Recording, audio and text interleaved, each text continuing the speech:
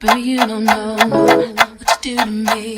Between me and you, I feel a chemistry. Hey love, if you've been feeling disconnected from your loved ones, feeling extremely apathetic or lethargic, even burnt out from being a parent, I hear you, I feel you. This episode is for you.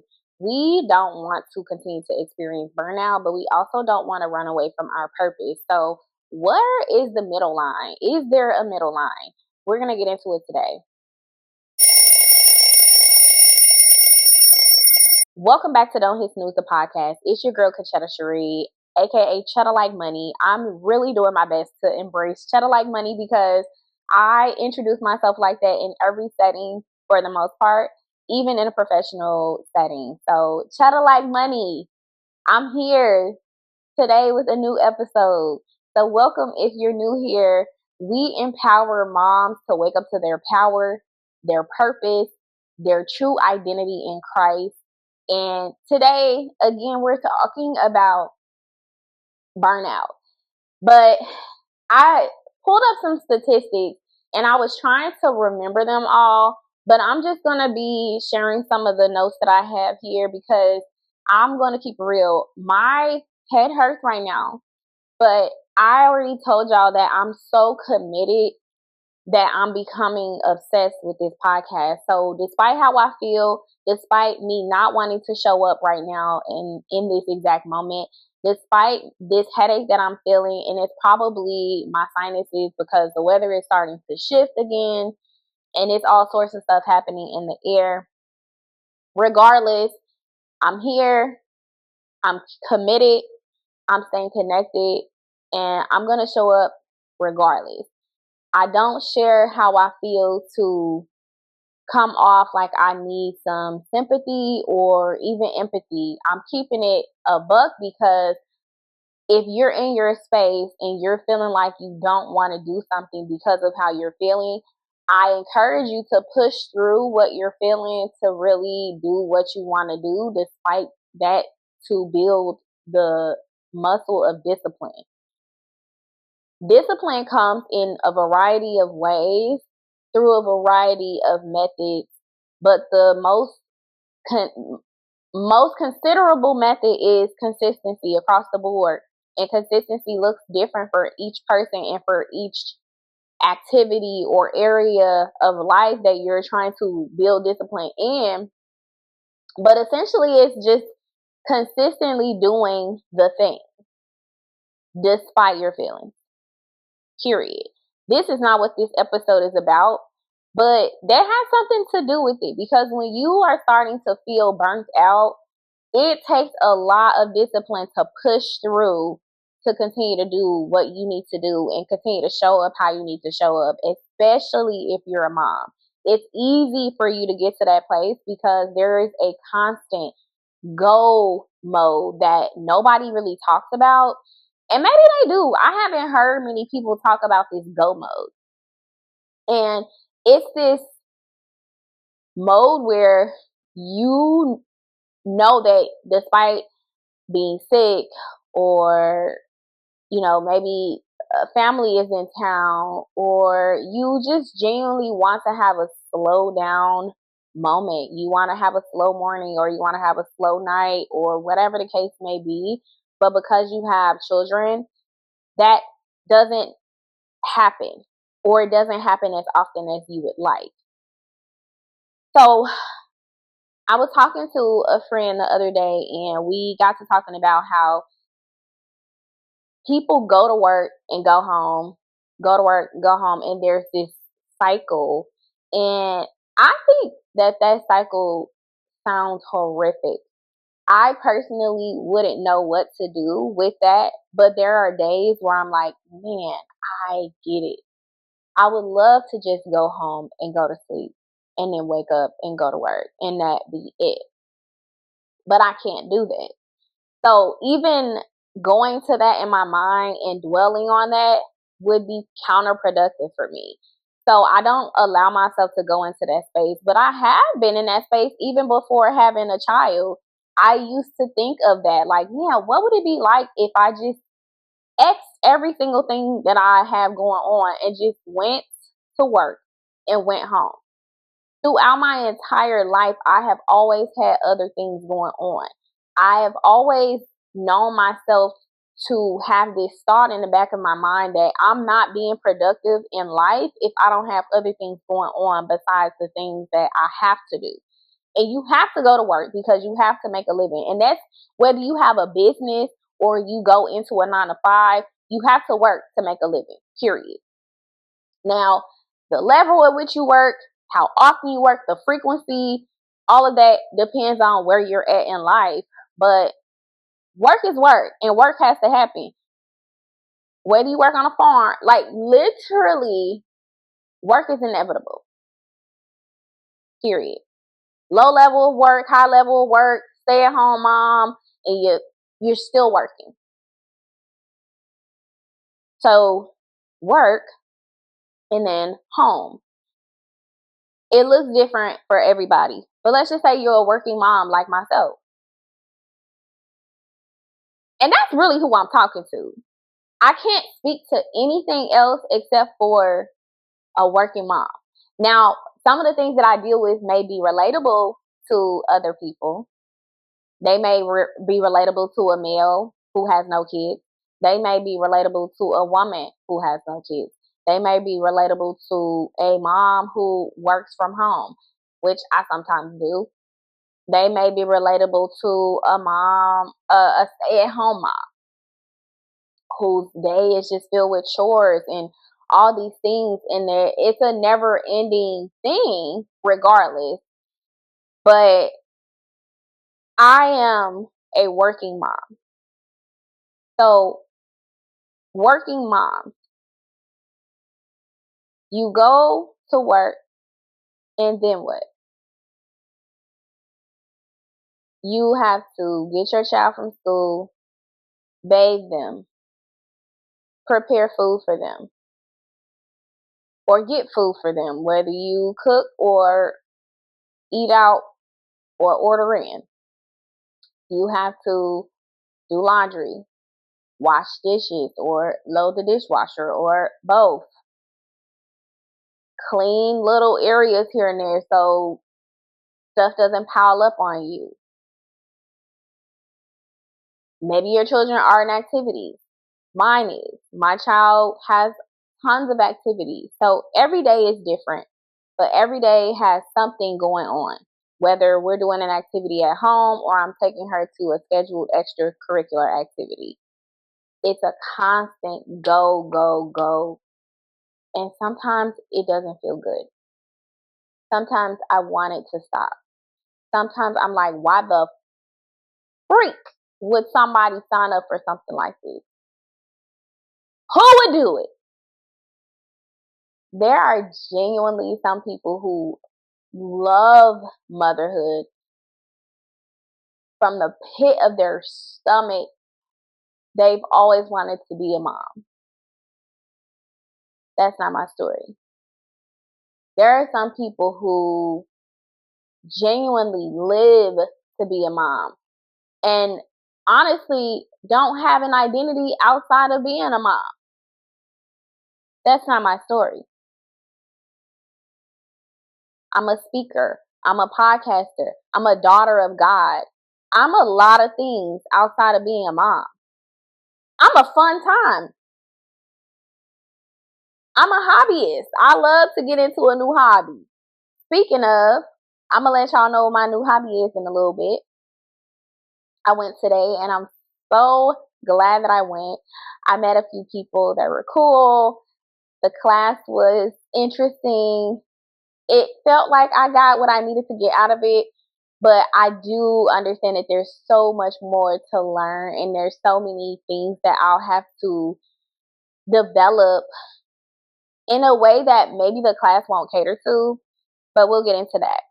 So as far as some things that I found, I'm going to let you all in on some of those things and kind of tie it to how we can either avoid, prevent burnout, or how to work our way through it when we start to experience it. Because sometimes it can be inevitable depending on where you are in life, especially if you're building something and you have all of these things going on at the same time, it's easy to get to a space where you're like, what the actual? Because life doesn't slow down. And you may be in a grind season. So it sucks sometimes. One of the things that I found, and these are just statistics that I found, they may or may not be accurate. And I'm not going to share how I feel about statistics because I love data, but there are certain limitations to data.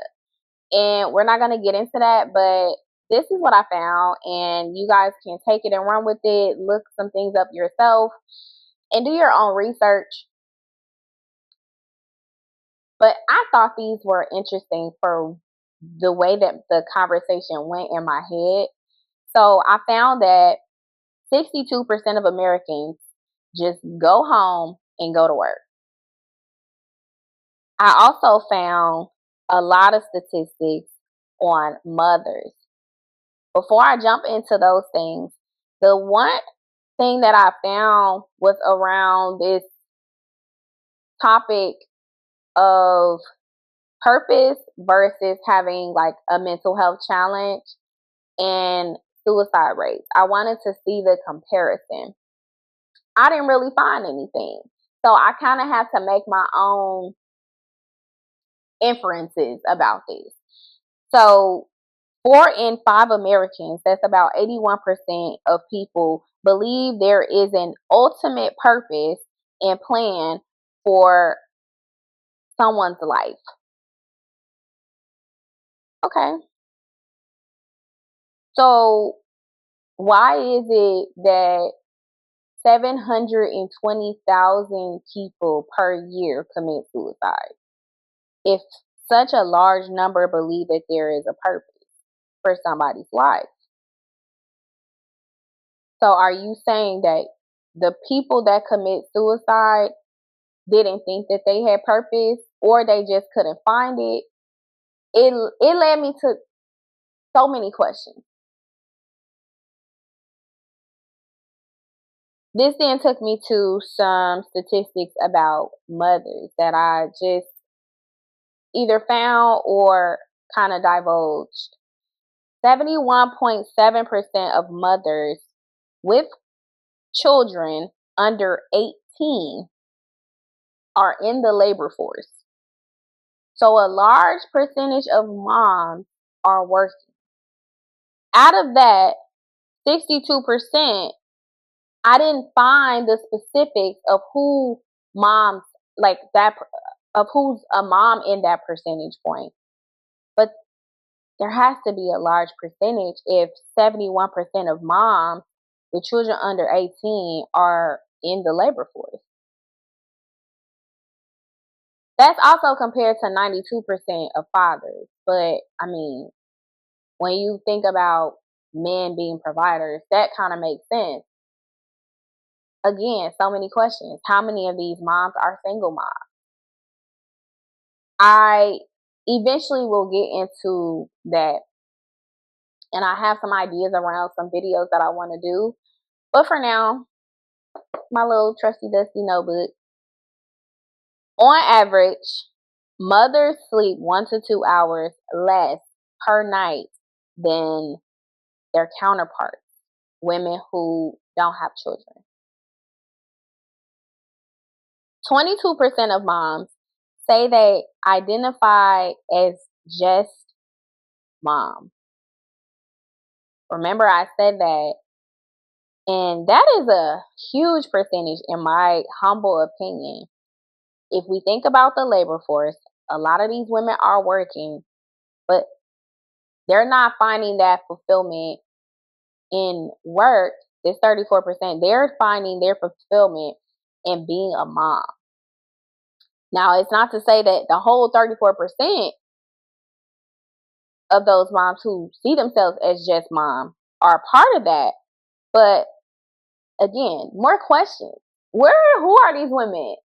What are they doing with themselves? And there was so many data points, so many things to look up, but I'm gonna make a point here in a second. The last thing, actually a couple more things. 34% of moms say they put caring for themselves at the bottom of their priority list. Are you kidding me? And then 66% of moms say being a parent is harder than they expected.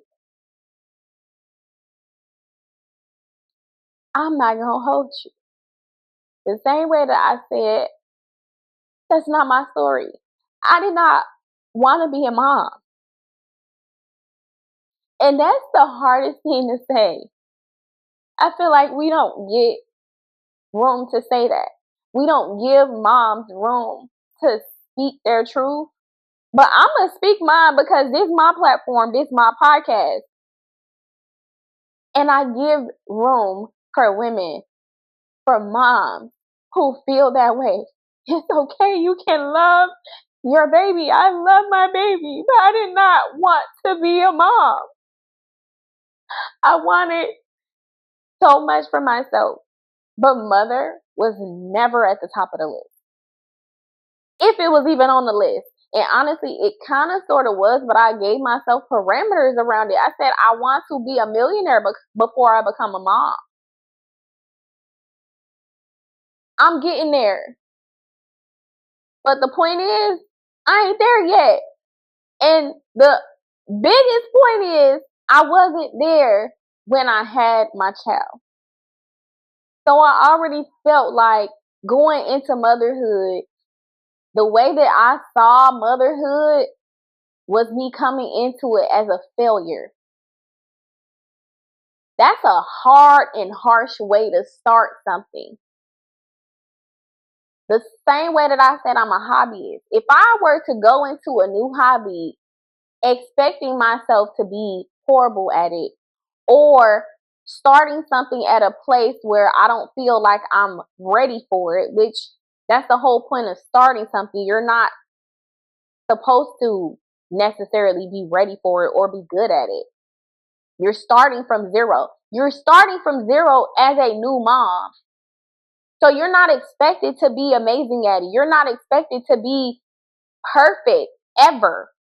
So why set yourself up mentally for that? But that's exactly how I experienced my first few months of motherhood, because I didn't want to be there in the first place. And when I say my first few months, it was when I was pregnant. I went into a deep spiral, a deep depression, so much so that I was on watch talking to doctors frequently about where I was mentally. I was on watch because I'm a firearm owner, and they were worried. They were concerned for my safety and the safety of my unborn child because of the spiral that I was experiencing. And it was really rooted in me not wanting to be her in the first place, not wanting to be me at that time. How much of an outer body experience is that? And how quickly can that lead to burnout? When you're doing something that you didn't want to be doing in the first place, and yet you're doing it, you're showing up, but you're also trying to do all these other things that you actually want to do, that you actually plan to do. How do you marry those things? But nobody wants to give space and room for that. So what I'm saying is, I'm making room for those conversations, those uncomfortable conversations, those conversations that take place in the comments of people's videos, but not necessarily had on video. We're not having those hard conversations on video, being real about certain things that we're experiencing. I've had private conversations with friends, specifically my mom friends, and we get to these places in our conversation where it's like, ooh, I never really wanted to say that out loud, but I'm glad that I did. And also, I'm glad that I'm not the only one that feels that way. Not that I want to be feeling this way. It doesn't feel good to feel that way, but we are human. So in my human experience, I have come to understand that a lot of the burnout that I feel, that I have experienced, has been mostly from a mental fatigue or emotional fatigue that comes because I am literally being someone who I never saw myself being in the first place, which is a mom. How did I get here? And I can't go back. So what do? You continue forward, you continue to push, you continue to try to do what you need to do for you and your child, all while in the back of your mind thinking, this is not what I planned. And yeah, you can say, okay, well, you shouldn't have laid down. Baby, if I told you the real story of how my baby got here, you would be in disbelief. And you would do exactly what my child's father did when I told him that I was pregnant and asked, how? Yeah. Remember I said we were going to park and lot some things? That's another conversation for another day. Maybe. We're going to park and lot that. I said all that to say, we have to prioritize stability. But how do you do that? Or is that not the thing? We want stability, but the only constant is change. So how do you, again, marry the two? And that's the challenge with not wanting to just go to work and go home, go to work and go home. That's stable.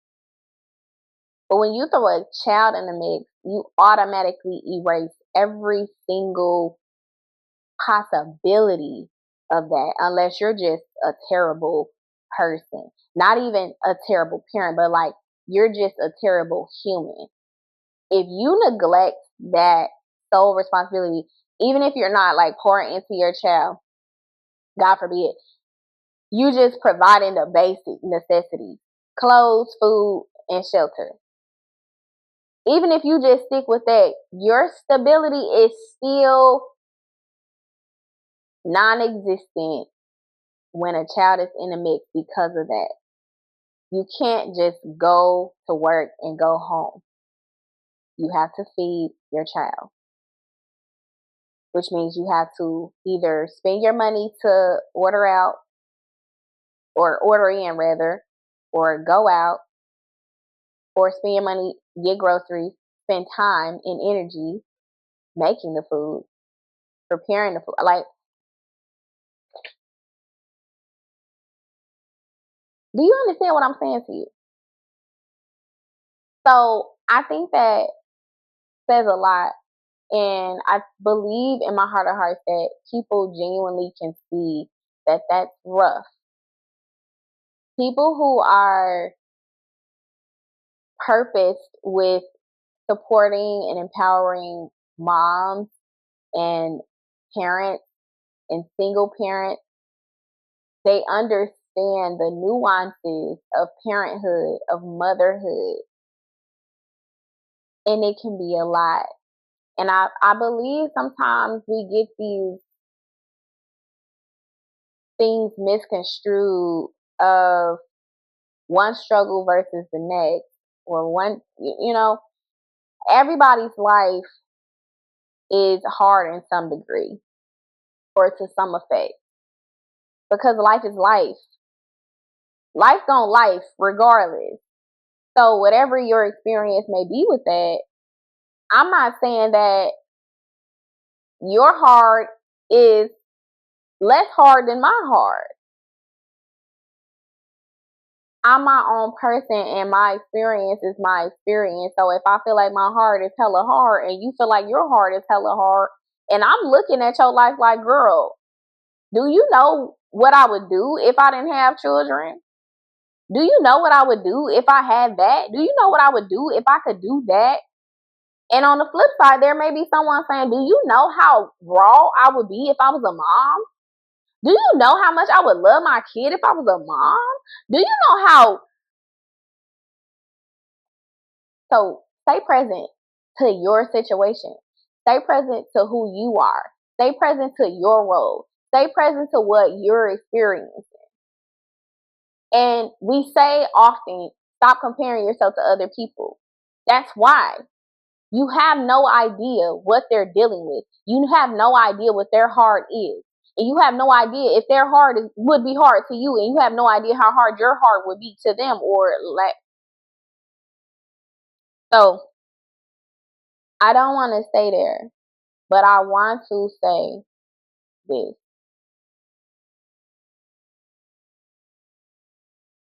Be who you're going to be, and don't try to have it all figured out. And don't diminish your experience. If what you're experiencing is what you're experiencing, don't try to hide it because you're afraid of how somebody else may perceive it. Because that's their business. That has nothing to do with you. If you feel like single motherhood is the worst thing that could have ever happened to you, then that's your experience. If you feel like single motherhood is the best thing that could have ever happened to you, then that's your experience. So honor that and own that, whatever it may be. And don't let yourself get too deep into burnout. The way that moms, the 34%, or yeah, the 34% that prioritize other people's stuff over their own, don't be that person. Because you can't pour from an empty cup. You can't possibly be for other people something at 100% if you haven't given that 100% to yourself. And I'm talking to myself when I say this. I'm preaching to the choir. Stop trying to be everything else for everybody else, and first be at least one thing for yourself. And we often think of self-care as these cutesy things because that's kind of the society that we've now become. It's all about aesthetics.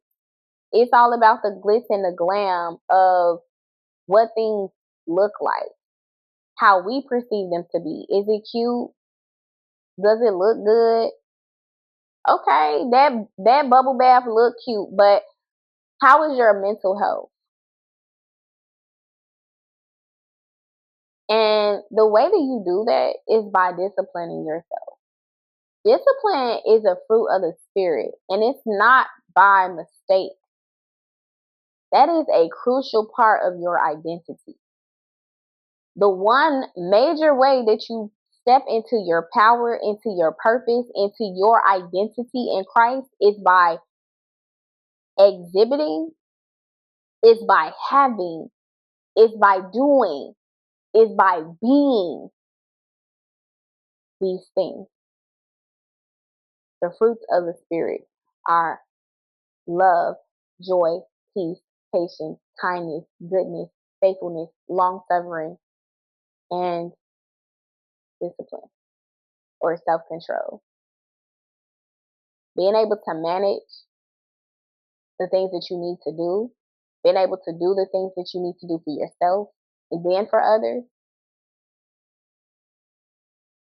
taking care of home and not just your physical home environment. Home. This is your home. This is your house for the Holy Spirit.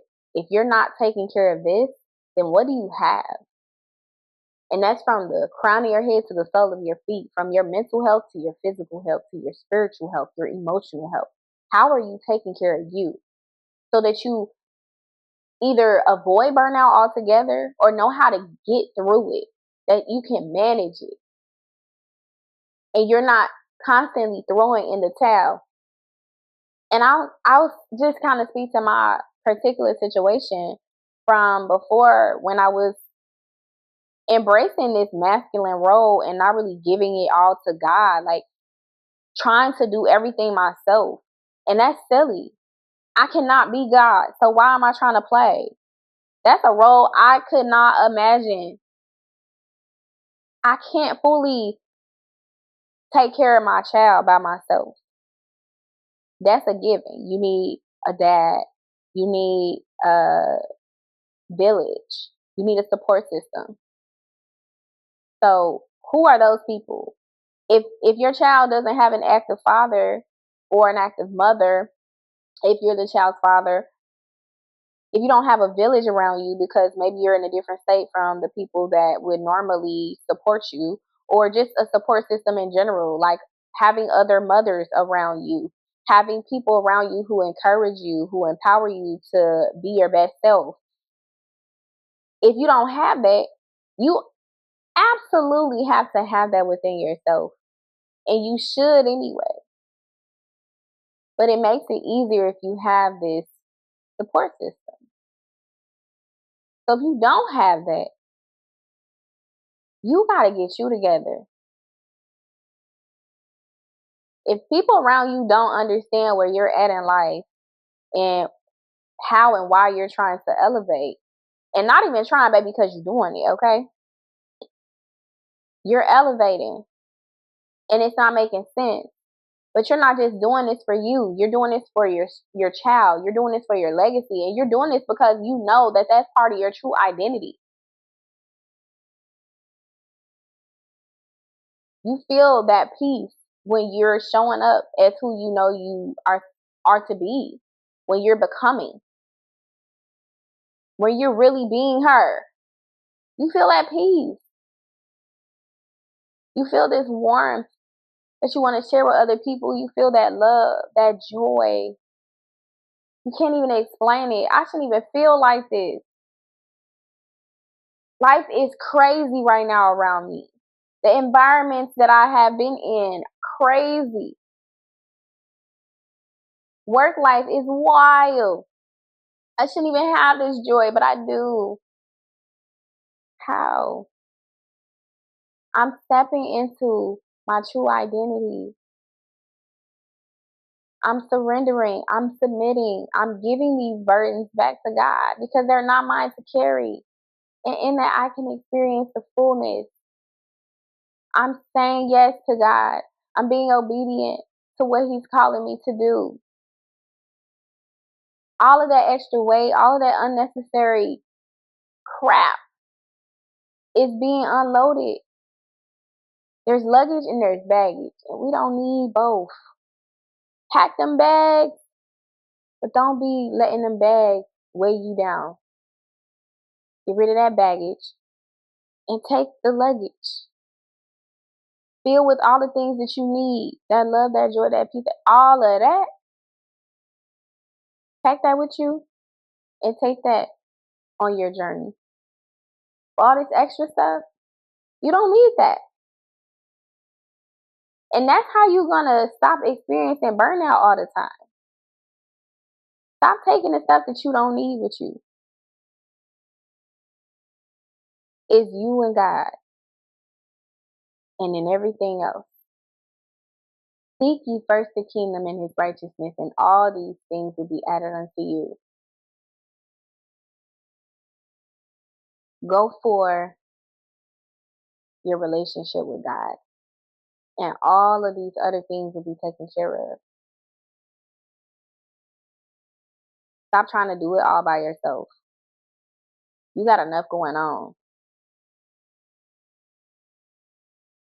Life is not going to stop as much as you want it to. It's just not. And the daily woes, the things that you have to do, and the things that you're even excited about, it's a lot.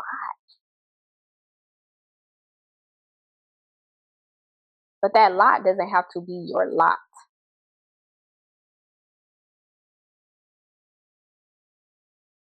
You don't need a lot in life. You need to pursue purpose.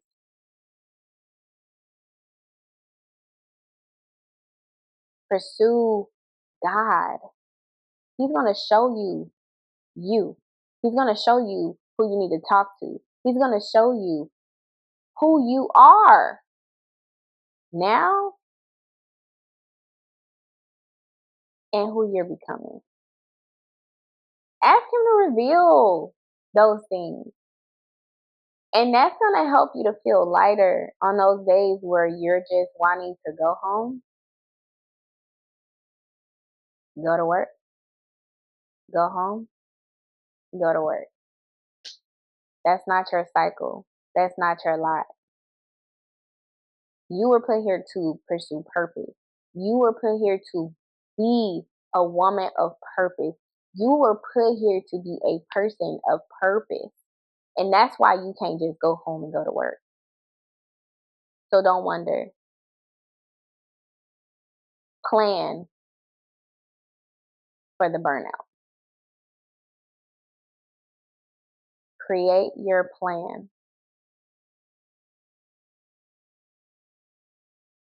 And it doesn't have to be something that's so rigid. Maybe some days to release, you paint. Maybe some days you go and sit in a bath. And honestly, sometimes for me, I take a bath with my baby. It reminds me to be present because as much as I want to be on my computer, be on my phone, be doing this and that, and I'm like, I feel like I could be getting so much done. You're really not going to get as much done because you're never really getting into a flow state anyway. So why not just focus on what's at hand? Focus on getting your baby together. Focus on getting your baby down for the night. And then come back to all of that. Excuse me. But if you're here, there, and everywhere and trying to do all the things, no wonder you feeling burnt out so easily. Focus and start with you. Start with you and God and let Him take care of the rest. The things that you need to do, you'll know. And the things that you need to give to Him, you'll know.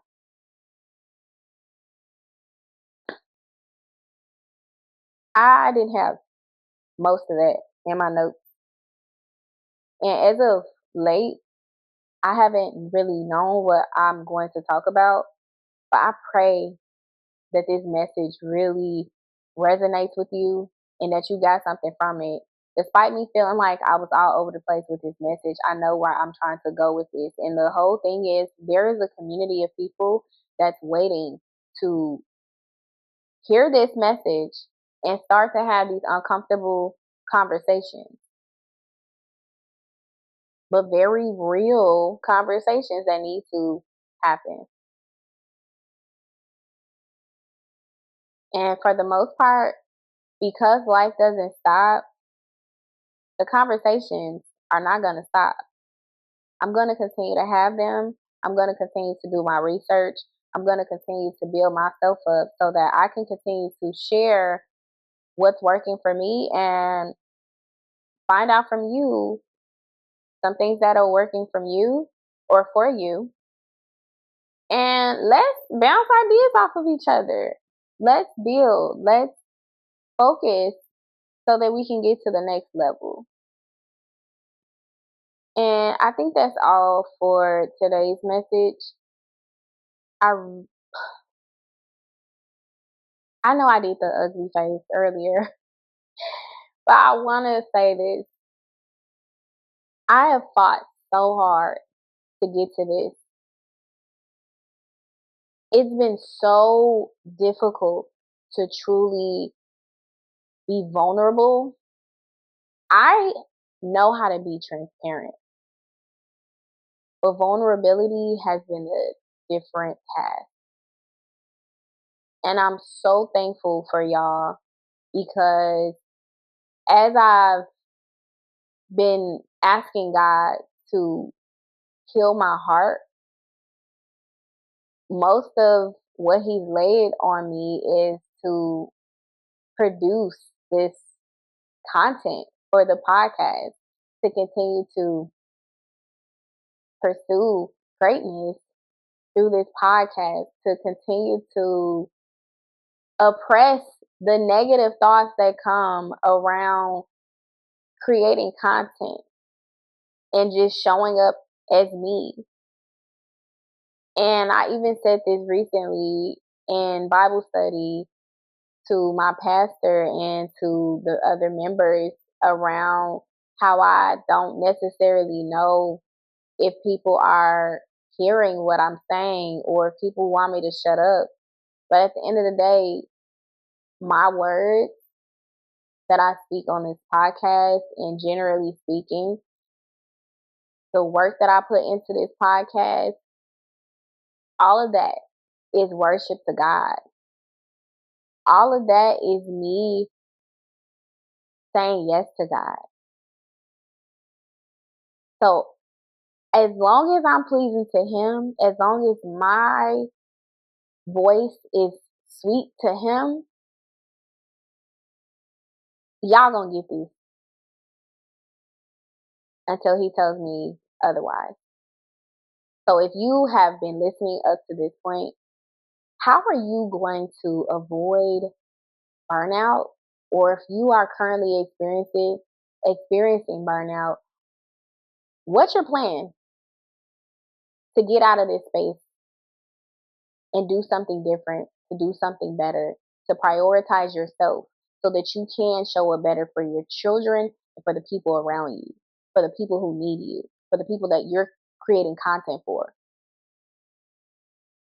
the people that you're building a business for the people that you're writing a book for the people that you're serving at church, for the people that you're serving at work. How do you become the best version of yourself when life is charging at you in the worst way? When your children are challenging you in the worst way? How do you still show up as her? And that's it for today's episode. Thank you so much for tuning in.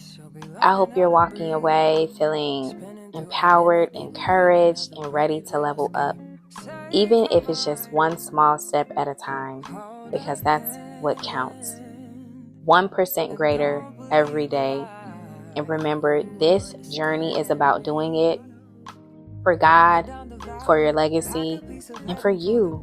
And we're in this together. So whether you're a mom in the thick of it or a woman on the come up, just know that you've got community here. Don't hit snooze on your greatness. Don't hit snooze on you. And definitely don't hit snooze on God. Let's keep pushing, keep praying, keep growing. And I'll see you in the next one.